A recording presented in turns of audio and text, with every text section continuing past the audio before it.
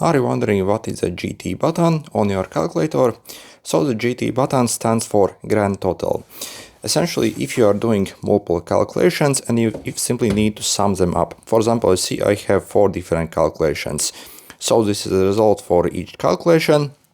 And in the end, if I essentially press the GT button, it will give me a total, basically sum of all the calculations. So let's, for example, do it. So as I'm showing here. So first, make sure your calculator is on. So 4 by 5 is 20.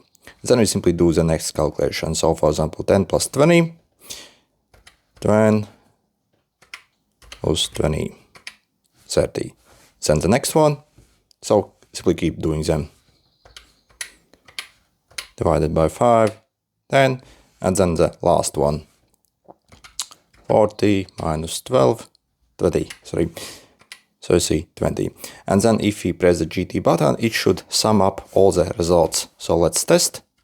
So you see 80 for all the results. And if you want to start over, again, simply press your on button. It will reset and clear everything.